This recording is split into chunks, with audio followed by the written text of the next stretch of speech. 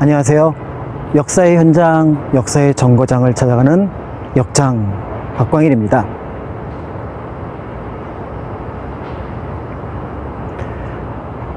역사의 현장을 찾아가는 일이 보통은 즐겁고 좀 신이 나는데요.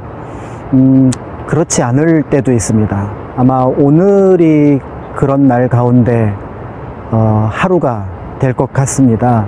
오늘은 1987년 6월 항쟁의 의미를 찾아보기 위해서 조금 특별한 곳 민주인권기념관, 예전에 남영동 대공분실이라고 불렀던 그 현장에 나와 있습니다.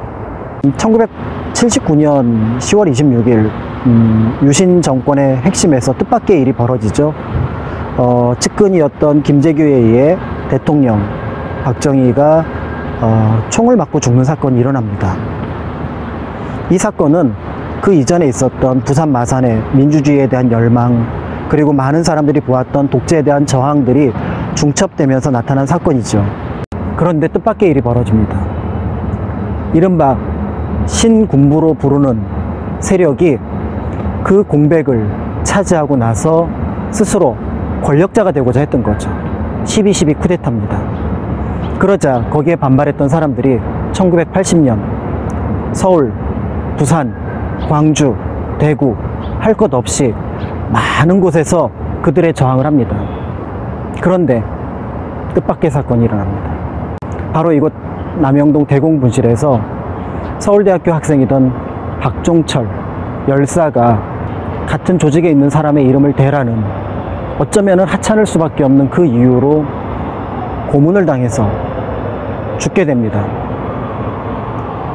그런 와중에 당시 집권자였던 전두환 정부는 많은 사람들의 열망을 등진 채 4월 13일 날 기존 헌법대로 대통령 선거를 새로 치르겠다고 선언합니다.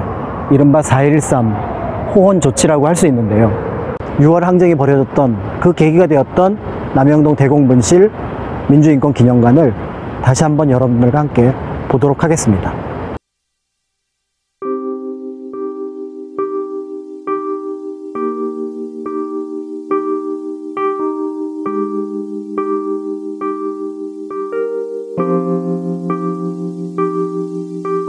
저 공간이 많은 민주 인사들이 끌려와서 고초를 겪었던 장소라고 하는데요.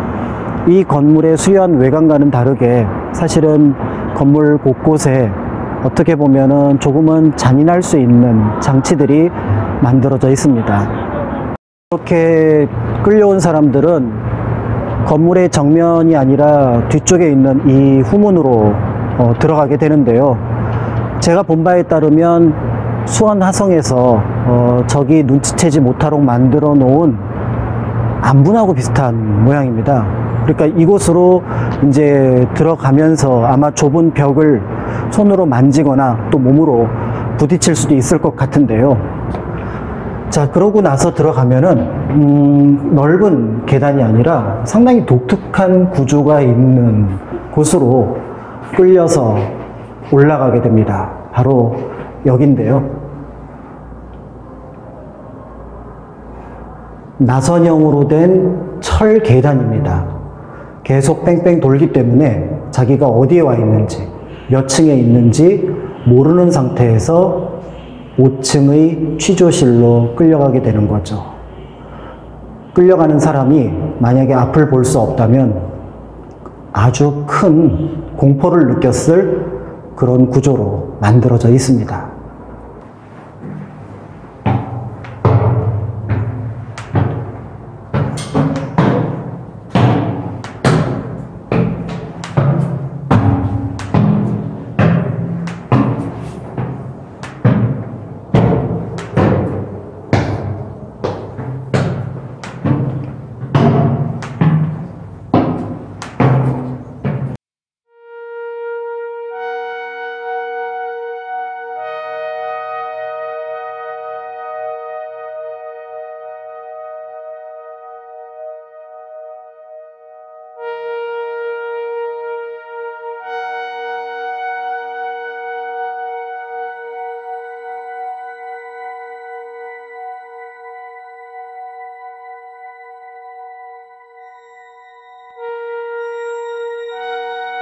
유일하게 일반 관람객이 들어갈 수 없는 곳이 있는데요. 구호실입니다.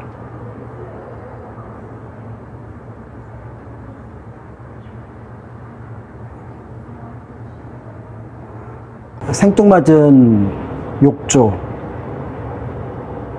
그 공간이 한 청년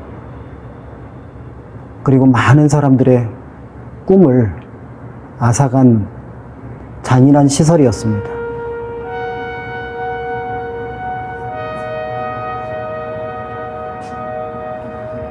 민주주의라는 네 글자의 무게에 대해서 다시 한번 생각해 보게 됐는데요. 평소에는 그 가치를 잘 모르다가 빼앗기고 나서는 그것이 참 소중했구나.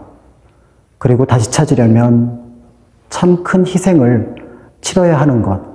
그것이 민주주의라는 글자가 가진 무게가 아닐까 합니다. 역사의 현장, 역사의 정거장을 찾아가는 역장 박광일입니다.